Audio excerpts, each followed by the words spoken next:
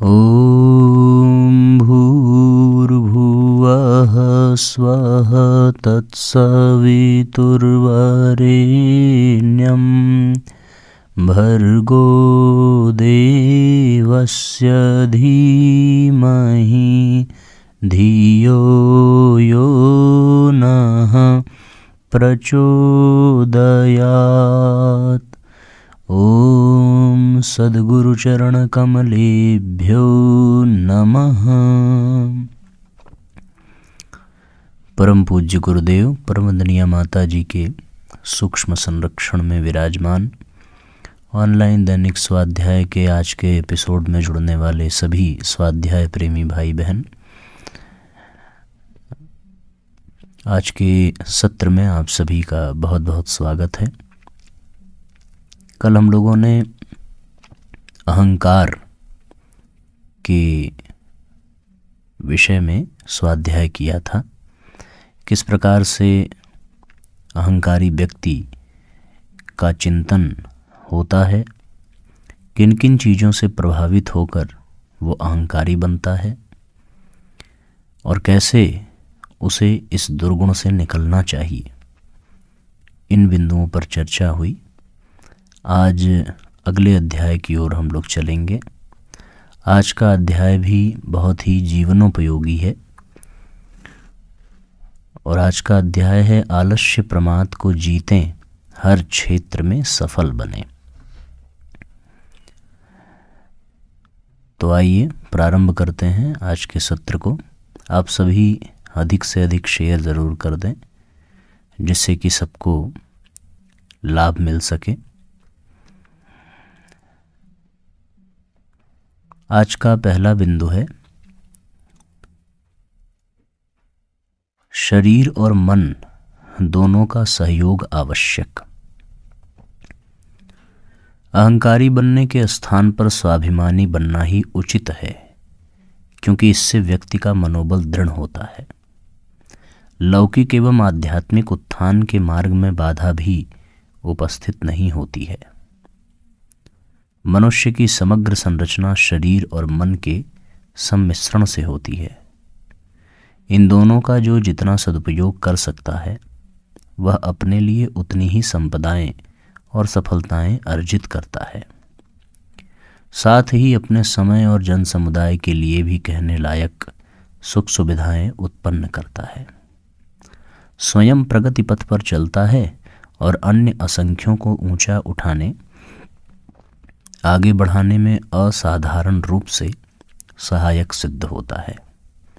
किंतु जो इन दोनों ईश्वर प्रदत्त विभूतियों को ऐसे ही उपेक्षित पड़ी रहने देता है या उनका दुरुपयोग करता है, वह हानि भी कम नहीं उठाता है। उससे प्रभावित लोग भी कम हानि नहीं उठाते। शरीर की सार्थकता इसमें है कि जितनी उसमें क्षमता है उसके अनुरूप उससे काम लिया जाए। उसे आलस्य में अर्धमूर्छितों की तरह तंद्राग्रस्त स्थिति में न पड़े रहने दिया जाए। इस स्थिति को आलस्य कहते हैं। आलस्य को मनुष्य का सबसे बड़ा शत्रु माना गया है। मन का कर्तव्य और उत्तरदायित्व ये है कि वह शरीर के साथ मिलकर अपने लिए सुनिश्चित कार्य पद्धति निर्धारित करे। फिर जो कुछ भी करना है उसमें पूरी दिलचस्पी और एकाग्रता के साथ जुट पड़े। तो आप सभी देख सकते हैं साथियों, यहाँ पर आलस्य की परिभाषा भी है, आलस्य के पीछे का कारण भी है और एक प्रेरणा भी है कि परमात्मा ने हमें जो विभूतियाँ दी हैं उन्हें उपेक्षित न पड़े रहने दिया जाए, उनका दुरुपयोग न किया जाए, वरन उनका सदुपयोग करके उससे लाभ उठाया भी जाए और दूसरों को लाभान्वित भी किया जाए। शारीरिक दृष्टि से देखें तो जब हमारा मन किसी कार्य में शरीर का साथ नहीं देता, उसी स्थिति को आलस्य कहते हैं और ये मनुष्य का सबसे बड़ा शत्रु है। इसलिए मन का कर्तव्य और उत्तरदायित्व यही है कि वो शरीर के साथ मिल करके जो कार्य निर्धारित किया गया है उसे पूरी एकाग्रता और दिलचस्पी के साथ संपन्न करे। आलस्य का स्वरूप शरीर को श्रम से बचाने का नाम है आलस्य, और मन को निर्धारित काम की उपेक्षा करके जहां तहां दौड़ाने का नाम है प्रमाद। जहां इन दोनों का संयोग मिल जाए वहां समझना चाहिए कि समय की बर्बादी और काम की असफलता दोनों साथ साथ चलेंगी, और मनुष्य ऐसा कुछ भी न कर सकेगा जिसे महत्वपूर्ण या सराहनीय कहा जा सके। दुनिया में यदि कोई भयंकर बीमारी है तो वो है आलस्य। आलस्य समस्त रोगों का राजा है। उसे मौत से भी अधिक भयंकर कह देना कोई अत्युक्ति न होगी। रोग मनुष्य के शरीर को प्रभावित करते हैं। आवश्यक उपचार करने पर कुछ ही समय में ये ठीक हो जाते हैं। मृत्यु भी स्वाभाविक घटना है, किंतु आलस्य तो ऐसा भयंकर रोग है जो मनुष्य के तन, मन, धन, श्री, समृद्धि, बुद्धि सबको चौपट कर उसे जड़ता के फौलादी जाल में जकड़ लेता है। यह जीवित होते हुए भी मनुष्य को मृतवत बना देता है। आलस्य के प्रभाव में पड़ने पर मनुष्य की क्रिया शक्ति कुंठित होने लगती है, शरीर शिथिल हो जाता है। मानव मन की यह विशेषता है कि कुछ न कुछ करते रहने का आदी है। जब क्रिया के माध्यम से उसकी अभिव्यक्ति नहीं होती तो वह विचार और बातूनी दुनिया में काम करने लगता है। बड़ी बड़ी गप्पे हाँकना, निरर्थक बातें करना, ख्याली दुनिया में उड़ना आलसियों के काम रह जाते हैं। जिस तरह सोते समय मनुष्य स्वप्नों की दुनिया में तरह तरह के दृश्य देखता है, कभी हंसता है, कभी रोता है, कभी बड़ा धनी बन जाता है, तो कभी गरीब, दीन, भिखारी, कभी दुखी होता है, तो कभी सुख के गीत गाता है। इसी तरह आलसी व्यक्ति भी दिवा स्वप्न देखने में व्यस्त और थका थका सा मालूम पड़ता है। यह दिन भर कल्पना के पंख लगाकर उड़ता है। इन कल्पनाओं की दुनिया में उसे उसी तरह अनुभूतियां होती हैं जैसे बाह्य संसार के रंगमंच पर सक्रिय व्यक्ति को। कल्पना की दुनिया में सुख दुख के थपेड़े खाते खाते आलसी आंतरिक एवं बाह्य जीवन में खोखला बन जाता है, और हाथ पर हाथ धरे बड़ी वेदना, निराशा, काल्पनिक दुखों की पीड़ा का भारी बोझ उठाए असंयम में ही काल कवलित हो जाता है। जीवन भर मरने की दुखद कल्पना से भयभीत आलसी को मृत्यु के समय भी कुछ कम कष्ट नहीं होता। इतना ही क्यों, जीवन में आने वाले दुख, कठिनाइयां भी उसकी कल्पना का संयोग पाकर सुरसा की तरफ मुंह फाड़ कर उसे भयभीत करते रहते हैं। असंतोष, निराशा, घुटन, भय, संदेह, आशंका, चिंताओं से ग्रस्त आलसी का नारकीय जीवन एक अभिशाप ही होता है। आलस्य एक मादक खुमारी। आलस्य का आक्रमण सबसे ज्यादा खतरनाक है। उसे समझना, हल करना आसान बात नहीं है, क्योंकि सबसे पहले आलस्य अपने छल फरेब का जाल फैलाकर मनुष्य की समझने, बूझने, समाधान करने की शक्ति को नष्ट करता है। आलस्य आराम, सुख का लालच देकर मनुष्य में एक मादक खुमारी पैदा करता है, जिससे मनुष्य स्वतः ही इसकी शरण में चला जाता है। फिर यथार्थ की धरती पर कर्तव्य की कठोरता से बचने के लिए ये सरल रास्ता नजर आता है। यही कारण है कि बहुत से मनुष्य आलस्य के शिकार बन जाते हैं। आप देख सकते हैं साथियों, ये किस तरीके से अपना जाल फैलाता है, क्योंकि सबसे पहले इसी का प्रभाव होता है। समझने, बूझने, समाधान करने की शक्ति को भी आलस्य नष्ट कर देता है। वो सदैव सुख की लालच में रहता है। यही कारण है कि बहुत से मनुष्य आलस्य के शिकार बन जाते हैं। आलस्य के आक्रमण के प्रारंभिक दौर में मनुष्य अपने काम को आगे के लिए टालने का प्रयत्न करता है। अपने कर्तव्य को छोड़ इधर उधर मन बहलाने अथवा भागने का मार्ग ढूंढने लगता है। इधर उधर के निरर्थक कामों में मन दौड़ाता है। ऐसी स्थिति में कठोरता से काम लेना चाहिए और अपने सामने जो काम पड़ा है उसी को पूर्ण करने के लिए जुट जाना चाहिए। मन को जबरन उस ओर लगा देना चाहिए। आलस्य के कारण शरीर के समस्त अंग शिथिल हो जाते हैं। हाथ पैर, दिमाग, पाचन संस्थान, श्वास प्रणाली सभी में विकृति पैदा हो जाती है और बैठे बैठे शरीर अनेक रोगों का घर बन जाता है। इतना ही नहीं, आलसी व्यक्ति दूसरों की सहानुभूति, सहयोग पाने एवं बहानेबाजी के लिए साधारण रोगों को भी बहुत बढ़ा चढ़ाकर कहता है। साधारण सी बीमारी भी उसे भयानक लगती है। इस तरह आलसी व्यक्ति जीवित होते हुए भी मृतवत ही होता है। कर्मवीर के लिए मृत्यु कोई महत्व नहीं रखती। उसके लिए वह एक देह परिवर्तन की शुभ वेला होती है। इसलिए मृत्यु से भयंकर, समस्त रोगों से भी भयानक आलस्य रोग से बचने के लिए प्रत्येक व्यक्ति का सावधान रहना आवश्यक है। आलसी परावलंबी। आलसी व्यक्ति एक परभाग भोगी ही होता है। इस धरती पर परिश्रम करके ही अन्न वस्त्र की व्यवस्था हो सकती है।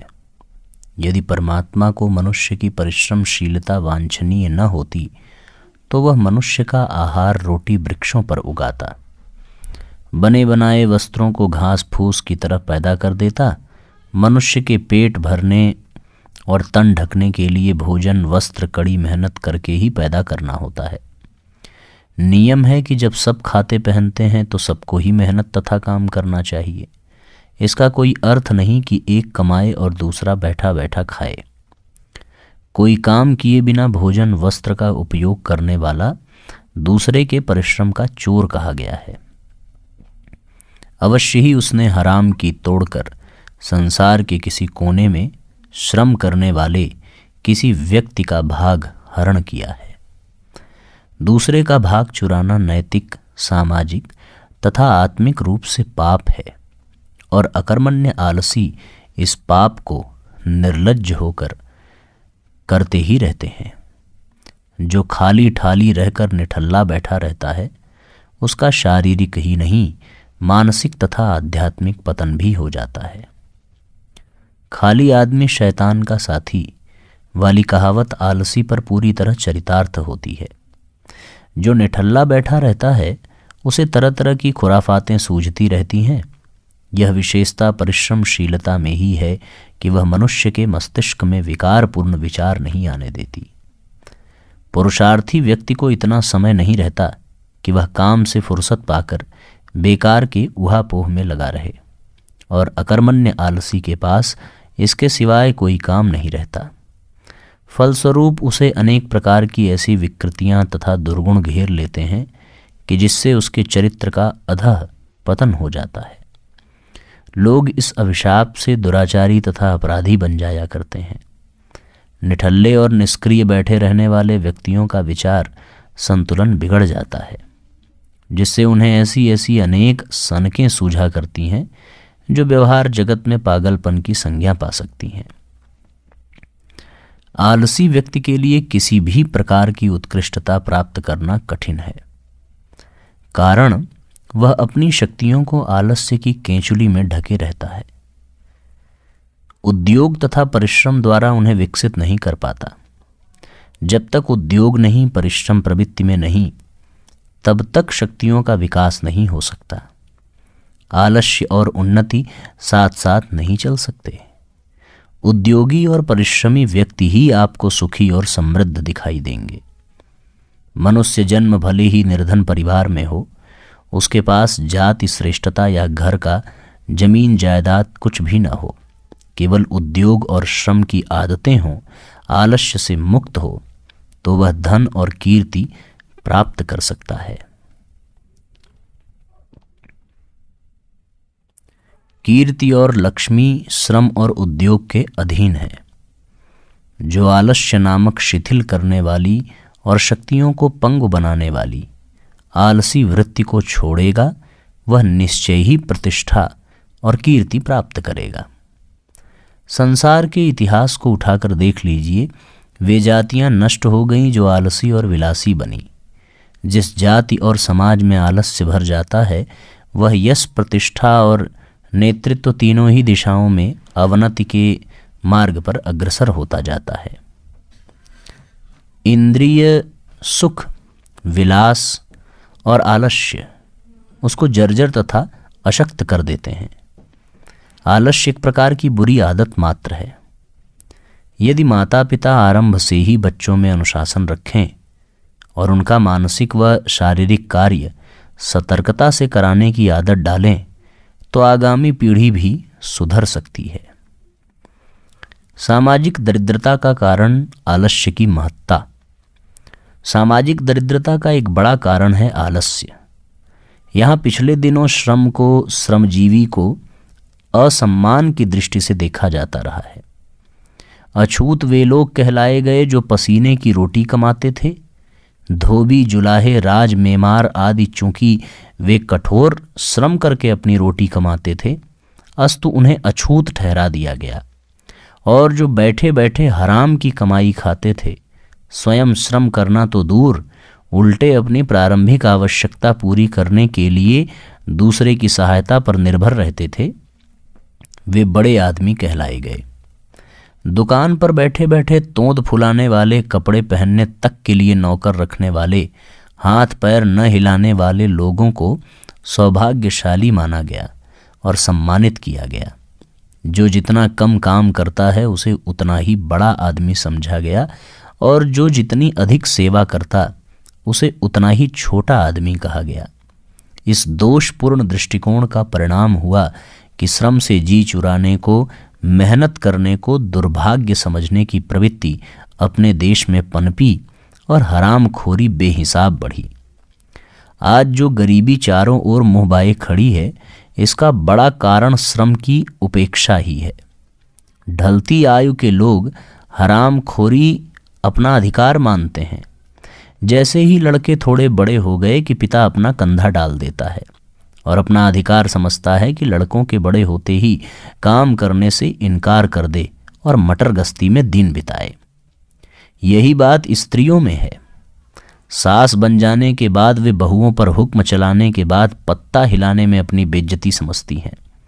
फल ये होता है कि श्रमशील न होने से शारीरिक और मानसिक स्वास्थ्य सही रहने की संभावना नष्ट होती है। ये श्रम के लाभ जो परिवार एवं समाज को मिलने चाहिए, उसके बाद बंद हो जाते हैं।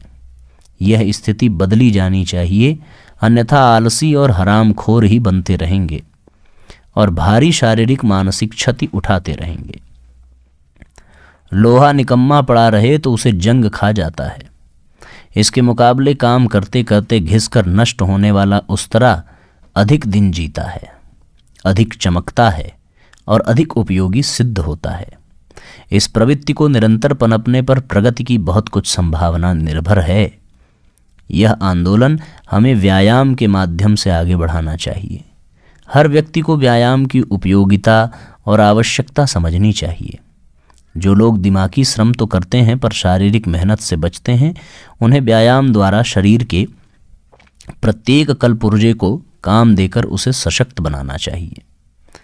आलस्य व्यक्ति को घून की तरह खा जाता है।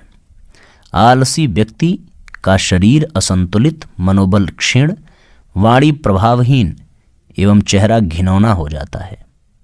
आलसी व्यक्ति की बाहर वाले तो दूर, परिवार के सदस्य भी उपेक्षा करने लगते हैं। शरीर चुस्त दुरुस्त होगा तो हम सबके स्नेह, सम्मान एवं प्रशंसा के पात्र होंगे। वृद्ध लोग आलस्य में अपना समय बर्बाद करते रहते हैं, घर वालों को परेशान करते रहते हैं। घर वाले उनकी मृत्यु का इंतजार करते हैं। यदि वही वृद्ध प्रातः नित्य प्रतिक्रियाओं से निपट कर कहें, बहू लाओ, डिब्बा दे दो, मैं दूध ला देता हूँ, लाओ झोला दे दो, मैं सब्जी ले आता हूँ, तो महाशय का टहलना भी हो जाएगा, गृह कार्य में सहयोग भी हो जाएगा, सभी उनका आदर सम्मान भी करेंगे। कितनी व्यवहारिक बातें जो हम सबके जीवन में साथियों प्रतिदिन घटित होती हैं। पूज्य गुरुदेव ने अक्षरशः वैसा ही लिखा है।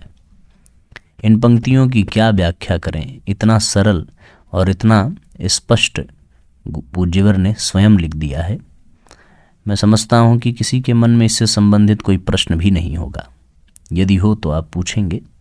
अब क्या करें आलस्य से बचने के लिए, ये जानते हैं।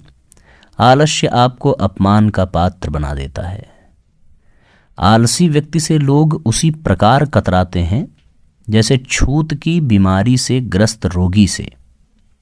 अतः आप आलस्य को पास फटकने मत दीजिए। आप थके मादे लौटे हैं, आपकी पत्नी आपके लिए रसोई में चाय बना रही है, आप मेहमान की भांति मेज पर चाय की प्रतीक्षा करने के स्थान पर चाय की प्यालियां रसोई में से स्वयं ला तो सकते हैं। आप बूढ़े हैं और दिन में टहलने जा रहे हैं। जाते समय पुत्र वधू से पूछना न भूलें, बहू मैं बाजार जा रहा हूं, कुछ मंगाना हो तो बता दो। सायंकाल घर के छोटे बच्चों को इकट्ठा कर लीजिए, उन्हें कहानी सुनाइए, गिनती पहाड़े याद कराइए, उनके साथ साथ हंसते हंसाते रहिए। आपका समय भी कट जाएगा और आपकी उपयोगिता वृद्धावस्था में भी सिद्ध होती रहेगी। इस प्रकार की छोटी छोटी बातें आपको आलसी नहीं बनने देंगी। साथ ही परिवार का प्यार सम्मान भी आपको मिलता रहेगा। विश्वासी बनिए, बिना विश्वास के काम नहीं चलता, किंतु जिस पर विश्वास करना है उसे बुद्धि, प्रलोभन, दृढ़ता आदि से खूब परख लीजिए। बहुत ही महत्वपूर्ण वाक्य है और अति महत्वपूर्ण ये अध्याय। वे लोग जो अपने जीवन में आलस्य को अनुभव कर रहे हैं और अपने हर काम को कल पर टालते हैं अथवा दूसरे के ऊपर निर्भर रहना चाहते हैं, दूसरों की प्रतीक्षा करते हैं और कई तरह की बहानेबाजी बना करके कार्यों को टालते जाते हैं, उनके लिए एक बहुत बड़ा अध्याय है, बहुत बड़ी सीख है, बहुत बड़ा प्रशिक्षण है ये आज का स्वाध्याय।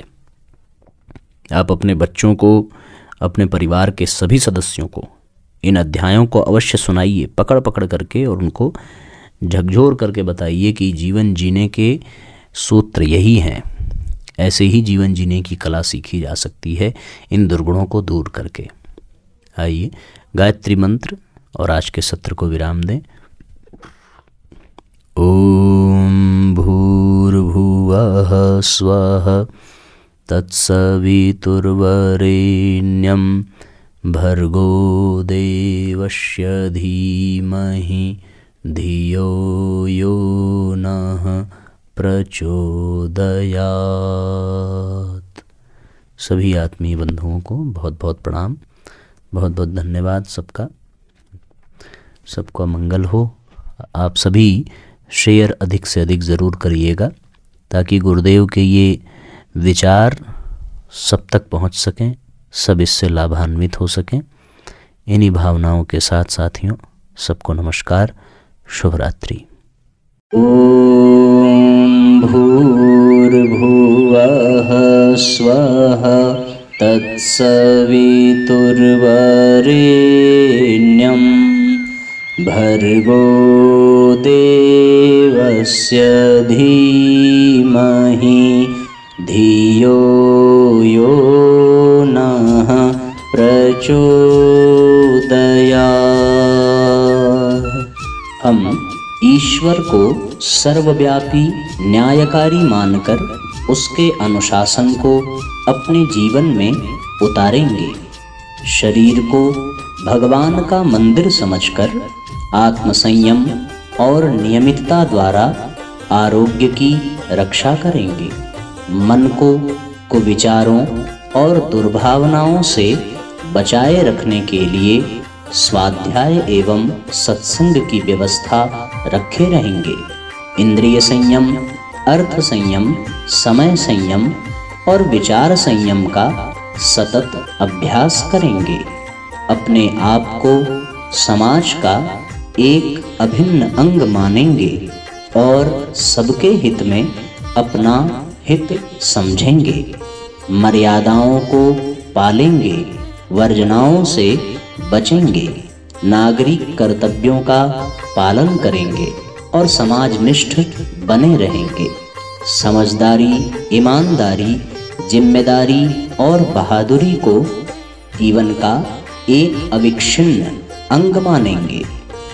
चारों ओर मधुरता, स्वच्छता, सादगी एवं सज्जनता का वातावरण उत्पन्न करेंगे। अनीति से प्राप्त सफलता की अपेक्षा नीति पर चलते हुए असफलता को शिरोधार्य करेंगे। मनुष्य के मूल्यांकन की कसौटी उसकी सफलताओं, योग्यताओं एवं विभूतियों को नहीं, उसके सद्विचारों और सत्कर्मों को मानेंगे। दूसरों के साथ वह व्यवहार नहीं करेंगे जो हमें अपने लिए पसंद नहीं। नर नारी परस्पर पवित्र दृष्टि रखेंगे।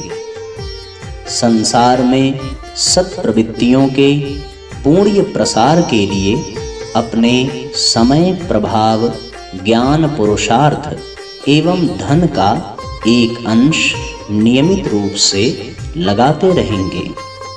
परंपराओं की तुलना में विवेक को महत्व देंगे। सज्जनों को संगठित करने, अनीति से लोहा लेने और नवसृजन की गतिविधियों में पूरी रुचि लेंगे। राष्ट्रीय एकता एवं समता के प्रति निष्ठावान रहेंगे। जाति, लिंग, भाषा, प्रांत, संप्रदाय आदि के कारण परस्पर कोई भेदभाव न बरतेंगे। मनुष्य अपने भाग्य का निर्माता आप है, इस विश्वास के आधार पर हमारी मान्यता है कि हम उत्कृष्ट बनेंगे और दूसरों को श्रेष्ठ बनाएंगे तो युग अवश्य बदलेगा। हम बदलेंगे, युग बदलेगा। हम सुधरेंगे, युग सुधरेगा। इस तथ्य पर हमारा परिपूर्ण विश्वास है।